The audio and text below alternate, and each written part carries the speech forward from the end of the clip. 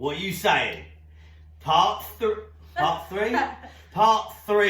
of the inside to outside crescent kick. Okay, inside to outside hook crescent kick. Yeah.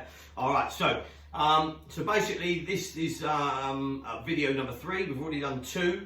Okay. The first one was literally showing you how to do the technique coming up and out with the kick.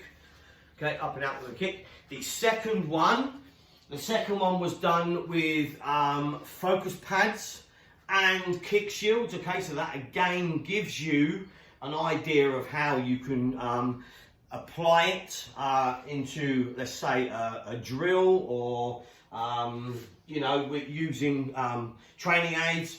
Okay, now the third one, which is this one, is going to be showing you the applications of what you can do, where you can go, and what you could do if it wasn't quite feasible to do the actual technique itself. Okay, so if you look from here, so we look at the actual kick itself. So Sensei just gets left leg forward.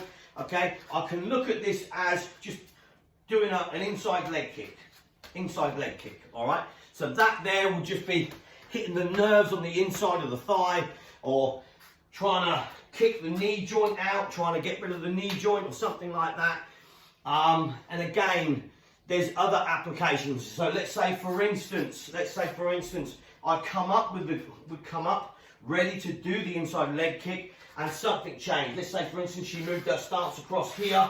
Okay, I know automatically now that I need to now do something else. Okay, so if I came up, so coming right in front, if I came up ready to do that kick and she shifted, it means then I've got to maybe try and switch it across, switch my stance around, maybe a step, look for a takedown of some sort as well. And this is where I would do this.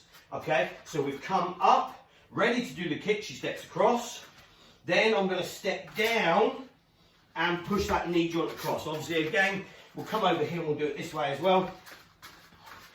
Okay, so the same thing, I come up, ready to do that kick, it didn't quite work, I have to shuffle, step across, into the shuffle this way, yeah, up, didn't quite work, I step down, and then get my knee joint over to her knee joint. So again, it's not exactly the same as an inside kick, but I may have to apply it in a slightly different way to try and get a different result.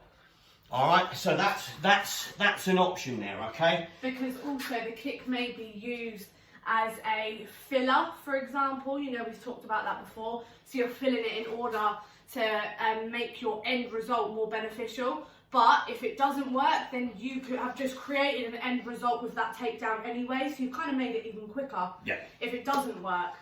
But yeah. Yeah. So if we look at it like that, if we look at it as, now when we're training, we talk about Mai-Geri front kicks, we talk about round kicks, hook kicks, all the different types of kicks. Now sometimes I don't want you just to see it as just a kick.